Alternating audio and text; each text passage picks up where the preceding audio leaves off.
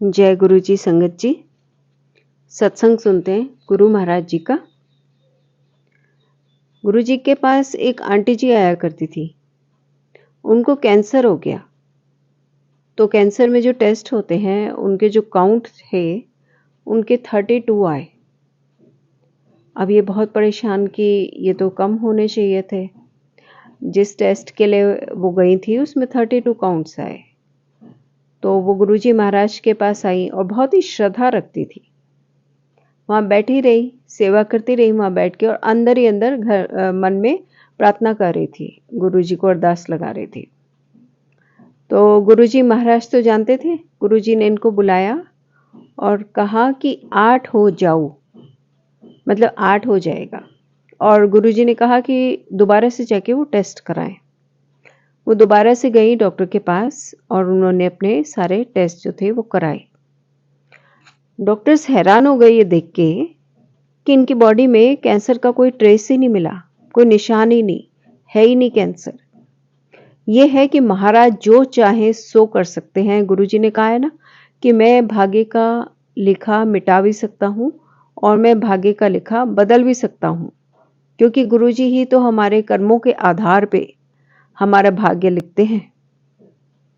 Then इनकी mother थी जिनकी की आंखों की रोशनी चली गई थी, जो कि लगभग 96% उनकी आंखों की रोशनी जा चुकी थी। डॉक्टर्स ने ऐसा बताया था।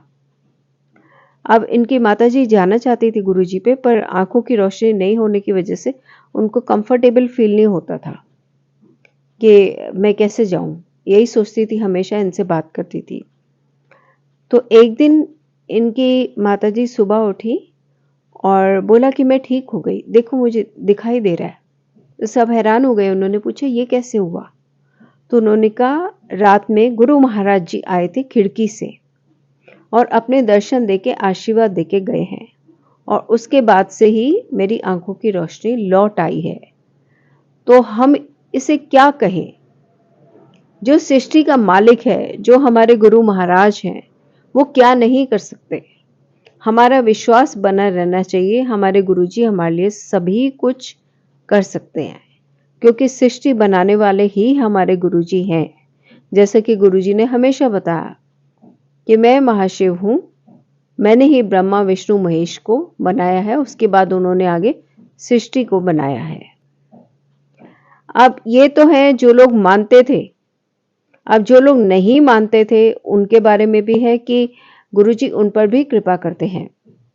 इनके पिताजी थे जो कि सिर्फ गुरु नानक देव जी को मानते थे। एक बार उनको स्ट्रोक हो गया, यानी कि ब्रेन हैमरेज।